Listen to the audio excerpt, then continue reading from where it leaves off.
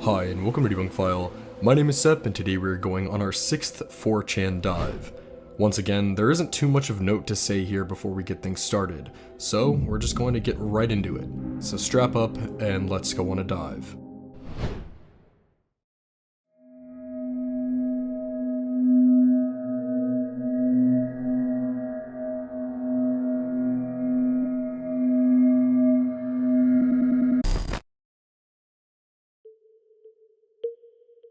On our 4chan dives, we typically try to include at least one post in each video that is very well known, but fascinating nonetheless. And that will be the case here. The post of the 4chan bunker is one of the more famous threads in the website's history, and if you don't already know of it, you are in for a ride. 3 days ago, my last living grandparent, my mother's father, passed away at the age of 89. He was a World War II vet, and my mom tells me that after returning home from the Navy, he was never quite the same. In fact, he was pretty paranoid about nearly everything. I was never really allowed to stay at his house. In 1965, his wife died suddenly, with no real explanation. My mother tells me that my grandfather became extremely fearful of a nuclear war with the communists, and that he started to dig a bomb shelter out of the rock and limestone on his land. I had never seen the bomb shelter until today, when the family was going through my grandfather's belongings. Pig related, it's the entrance. I had only ever asked my grandfather about his hand-dug cave one time in my life, which was when I was about 16 or so, when we got together for Christmas. He didn't really seem to want to talk about it. He just told me to never ever go there because, in his words, it's just a damn. What the word in the blank was, I've never been able to figure it out. No amount of googling helped me determine what he said. All I know is it sounded like so air. The way he said it was creepy enough that I never asked about it again. This picture's a view back towards the door after you go down some steps. When my mother asked me to go and check it out and see if I could find anything worth putting in the estate sale. To be honest, I was pretty excited. I thought maybe I'd find old gas masks, non-perishable food items from the 60s, and maybe even some forms of old entertainment that he had planned to use to keep the family busy in the event of an attack. The picture is the first hallway, which curves off to the right at the end. The first thing I found was this rudimentary toilet. Of course, time wasn't kind to it, so there wasn't much left. It had obviously been in disrepair for years. I just snapped a picture of it and kept going. Although I did have to admire the work that had to have gone into chipping away the rock, one heave at a time. But further down the hallway, I came to nothing more than a bunch of old rusted garbage on the floor. I instantly felt my heart sink because I had such high hopes for what this exploration would yield. It was just beginning to look like my grandfather had just given up at some point on his dream of crafting a shelter. But you'll notice that, in the previous picture, the hallway curves off to the left. I was expecting to hit a flat wall of rock, but instead I found a huge iron door that was padlocked shut. Fortunately for me, it had become rusted to all hell, so I was actually able to just pick up a decent sized rock off the floor and hit the padlock until it busted the entire loop it went through. Opening the door was another story though. It was extremely heavy and had become rusted shut over the years. I found a shovel back in the garbage heap and used all my strength to force it open with a lever action. The only thing back here was a hallway that did abruptly end where he had stopped digging, but there was a doorway off to the right. I went through the doorway and inside, this room looked more like a cavern than a bomb shelter. As I looked around, I noticed this carving in the stone. At first I thought, oh, no big deal, maybe it just came back here to pray or something. But that's when I started to notice that there were more carvings. Suddenly I see this face, carved into the rock. There were faces everywhere. Seriously, It was as though there were a bunch of ghostly faces staring you down in that room. And here's another example. I noticed that while the previous one appeared to be a soft female face, this one was an angry male face. And there were really quite a few of them. I don't know, probably 6 or 7. And they were all carved into the walls as though they were facing that cross carving, worshipping it or something. And then I saw this one. Unlike every single other carving in this room, which were faces, this one was clearly meant to be a skull. It seemed very out of place, since I felt that the rest of the room had religious connotations to it. Why was there a skull? Well, I found out soon enough. I happened to look down at the ground below the skull carving, and there, sitting in a bunch of concrete rubble, was a fucking bone. And don't get me wrong, I'm not just a fucking Nancy. This was no deer bone.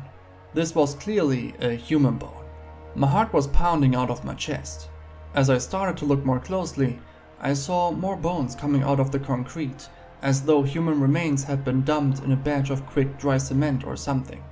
Then I could have sworn I heard a quiet laugh from the corner of that room. And I fucking bolted. I ran out of that room like the devil was chasing me. I ran all the way out to the shelter and all the way back to the house.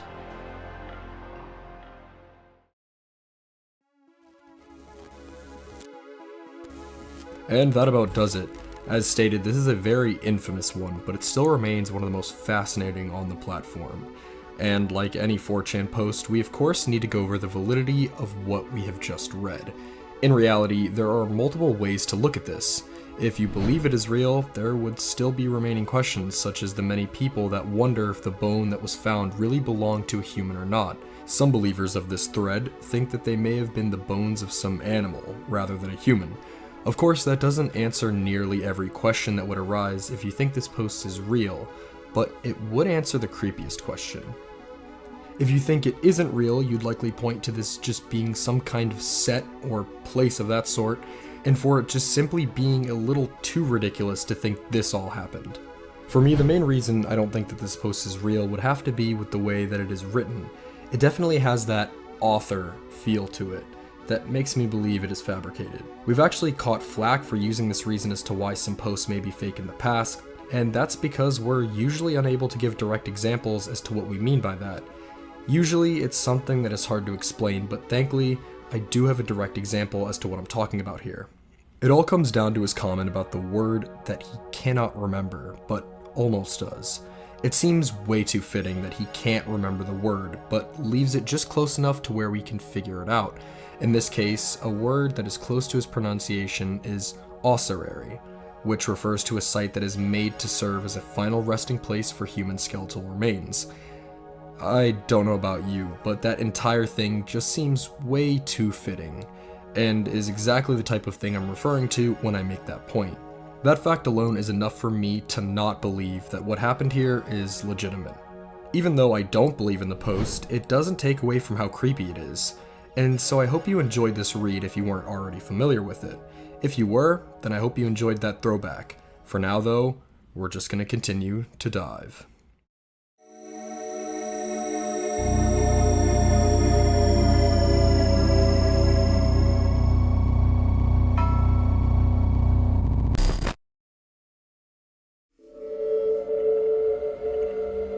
The second 4chan post of the night is one that is simply known as the Moan tunnels. The post reads, "Hi X. On one of the recent iceberg chart threads, someone mentioned the moan tunnels not being on iceberg. When I went to Google what these tunnels were, the only results I got was the original thread and pic related. Does anyone know more about it?"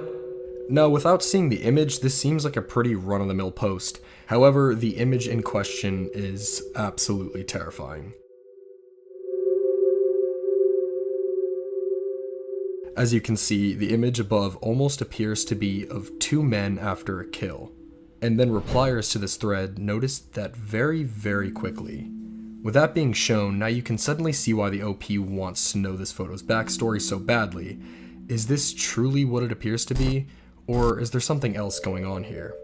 Well, unfortunately, I do not know. 4chan has had posts of this level of darkness in the past before, but it's frankly impossible to prove or disprove anything in this entire post. With the OP not being able to read EXIF data, I decided to read it instead, and as expected, there wasn't anything in there. What makes it trickier is the fact that the OP stated this photo came from an iceberg thread, but they also didn't link said thread at all, and finding whatever thread this came from is, well, impossible. The only other step to take in order to find the source of this image is, of course, to reverse image search it. Unfortunately, though, it also yielded no results besides the thread we were reading, so that means the only thing we can do from this point on is speculate. While it's not out of the realm of possibility for some iceberg posts to find some real image of an atrocity being committed, it's also very, very easy for a photo of this sort to be staged. That is also something that has happened on 4chan in the past, and maybe what is happening here too. As for what theory seems more convincing here, I'm gonna leave this one to you guys. Feel free to write your input in the comments below on what you think is going on in this image. One thing is for sure though, that post haunted me when I first came around it, and I wish there was more to search for. With that being said, let's just continue the dive.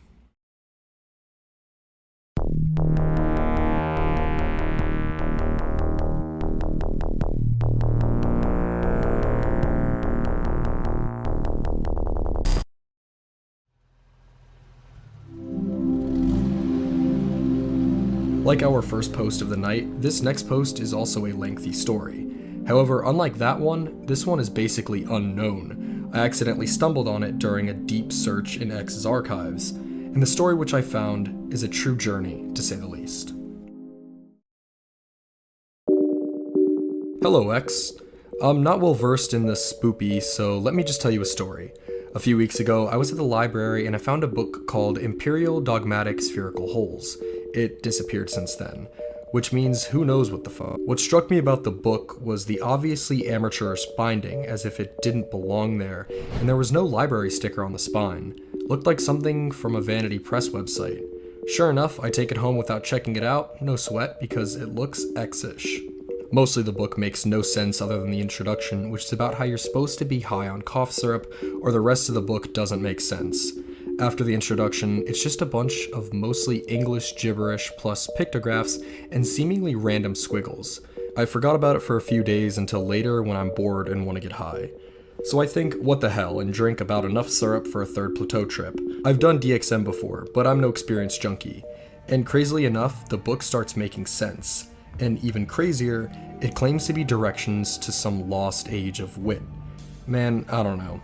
And even crazier, the book speaks extensively about the town I live in and events that have taken place in the last few days, even though I got the book weeks ago.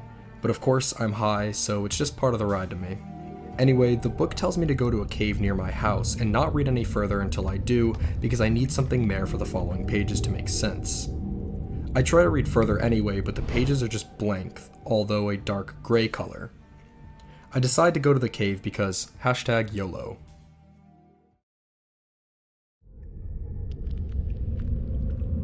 When I get to the cave, the next pages are no longer gray, but instead detail some kind of Africa tear dance that I'm supposed to do. And I start laughing out loud like it says stuff like, wave your arms to the east and repeat this syllable lo 3 times and whatever. By now you've predicted that I did it. Duh.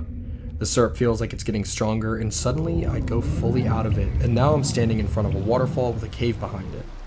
There's a creepy figure standing behind the cave. It looks a mostly featureless human with bluish gray skin and a simplistic face as if it was carved out of stone. At this point, I'm gonna stop trying to set up the drama because I'm a writer, but basically what happened was this entity told me his name was Lomac, and that he was a nearly dead ancient being once called God, and that he found it interesting that a human would bother with him again after all this time. So I stand by the waterfall for what seems like forever and talk to Lomac. I don't really remember seeing his face move, but I can't really remember a voice either. It was more like I could just feel what he was saying to me, and I knew that he was male-ish. Lomac tells me that he's from a time before recorded history, when men were half men and religious ideas were barely even coherent. He says that he's become ignorant of Earth and almost forgot about it until I showed up, and after he picks my brain for what things are like nowadays, he says that he could be considered an early god of magic sorcerers. Then he asks why I came, and I tell him about the book. He doesn't know who wrote the book and says that he barely knows or cares how it worked, but that if I feel compelled that what I'm experiencing is the truth, then it would be possible to revive him on Earth if I want. So why not? We spend what seems like another eternity by the waterfall, and he supposes that he needs a sigil now. So I make the thing, I post it in the OP under his direction. I guess that's the official sigil of Lomac now. He says that he expects nothing from me as his prophet, and having a large mass of followers does not concern him. His mantra the whole time seems to be, expect nothing, and he was generally a really chill, possibly imaginary dude to talk to.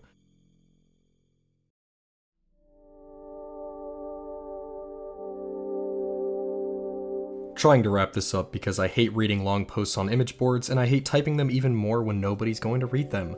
Lomac details to me that specifics to make an altar for him, and various other nagging little details that gods apparently care about, although he seems less strict than, say, traditional religious scriptures. I'll post some if anybody cares. Eventually I wake back up at the cave, but the book is gone. I'm still blown as fo on the syrup. It felt like I had a moment of clarity while at the waterfall, but now that I'm back to the real world, I'm high again and I can't even think straight. I make it back to my house, and a little later drew the sigil on my computer, plus wrote various things I can remember about the experience, and thus concludes this epic tale of, I still haven't made an altar, bought anything to try this out because I'm broke at the moment. So what was it, X? Some degenerate's drug adventure, a demon pretending to be a god, an actual forgotten god of yea ancient times. Your mother's tulpa? I don't know much about occultism. Does anything of this sound even remotely familiar?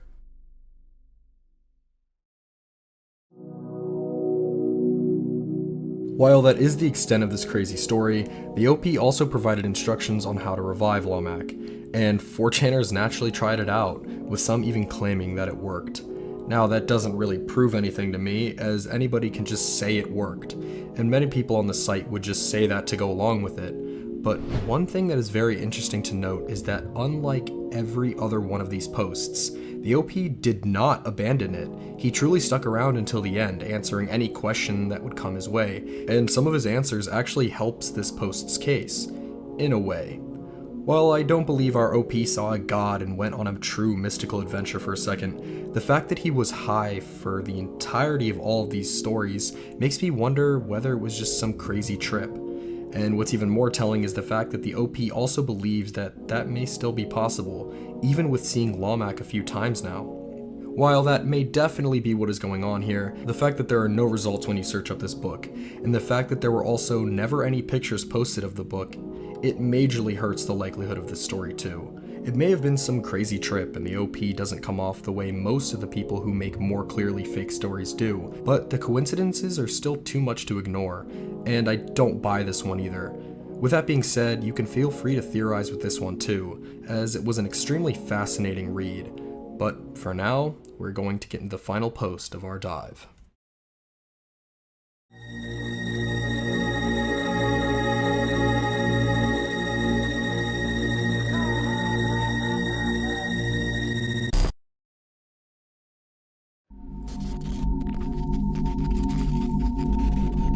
So as you've noticed, this video had more lengthy stories than normal, but we are ending the video with our most terrifying find we have ever gotten so far. As a quick warning before we get into this one, I must say that this post includes some very graphic imagery, so viewer discretion is strongly advised. This is some serious disturbing stuff. It is simply known as, what does B keep in the freezer? And it begins with a very simple question. What does B keep in the freezer? Guess what's in mine? After this was posted, the board did what anyone would, and began guessing. Some of the answers were as simple as cake, and some of them were as disturbing as a cat, but one of the guesses was a body. And the OP immediately chimed in and said that they were right. They said, well done, and showed what was in that freezer. What appeared before the users was quite literally a severed leg.